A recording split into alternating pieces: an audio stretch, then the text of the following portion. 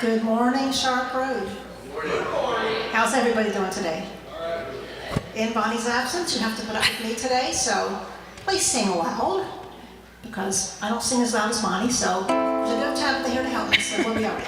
You can stand and sing, Lord, I lift your name on high.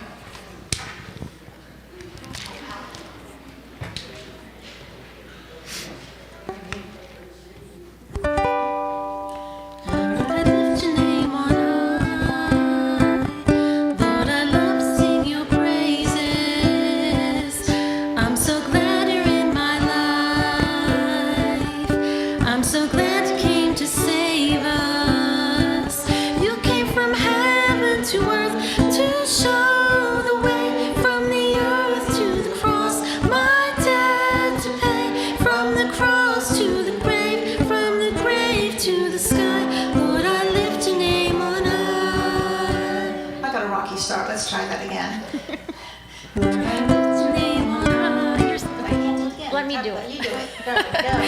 Lord, I lift your name on high. Lord, I love to sing your praises.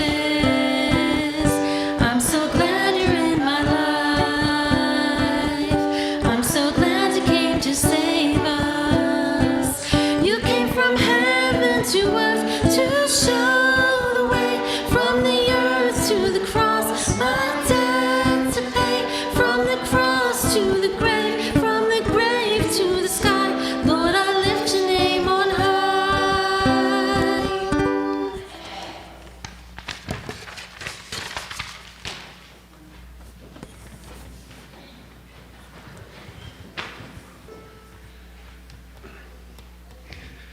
Well, good morning again. Whoa, hello. I'm a little louder than they are, I guess. I hope you picked up a bulletin this morning. I also hope that you picked up, as you came in, we'll be voting on the officers and committees of our church for the next year in 2 weeks from today. So if you didn't pick one of those up, please pick it up. I do need to give you a correction. If you picked one up, if you'll look on the back page under audio visual technicians, and please add Jacqueline Jones's name to that list. All right, so please pick one of those up if you didn't on your way out. And the other thing I hope you picked up was a bulletin, just a few things to remind you of, and I needed to ask you this. Mission is this week, right? Yes. Okay. Mission studies this Wednesday. Make a note of that. Remind the youth you got a pool day coming up. Wow, June the 1st. So see Joey if you got any questions, or if you need more information. Senior adults, there's a sign-up sheet in the back for your June the 18th trip to the Greensboro Historical Museum and eating at Spring Valley. I know that sign-up sheet's back there. I need to remind everyone that our annual meeting will be in 2 weeks. We'll be voting on that list of officers and committee members. We will also print form, and I think it's in here too. So make sure you're here for that. I think I've gotten most of all those that I need to be announced. Take this home, highlight what you need to be involved in, and put it on the refrigerator, because that's something we go into every day. So it's always right in front of you. This weekend's a different weekend.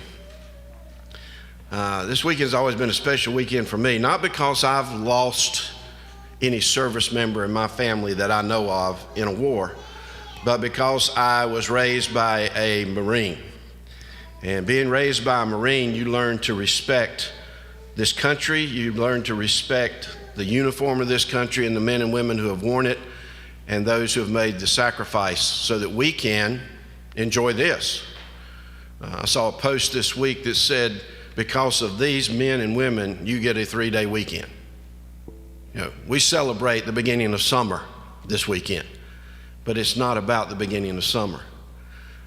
Memorial Day changed for me when my dad passed away, because now I didn't honor him on Veterans Day, I honored him on Memorial Day. So it's not just those we remember today who gave the ultimate sacrifice, who put on that uniform and said, nothing's going to happen to you, not under my watch. But it's also the men and women who served and who have gone on to be with the Lord since the time they served.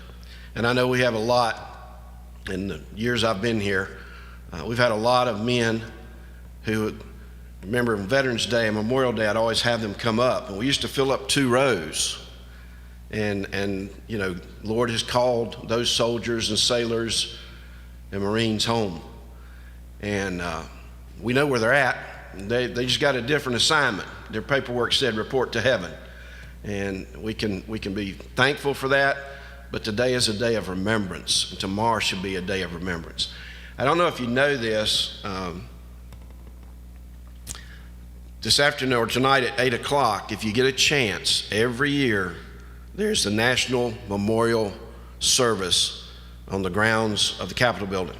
It is aired by PBS, and it'll be aired back to back in case you miss it. If you don't watch that, I encourage you to watch it. There are always very touching stories of men and women who have served this great nation and men and women who gave the ultimate sacrifice. It's not very long. And then tomorrow at 3 o'clock in the afternoon, if you think about it, go outside.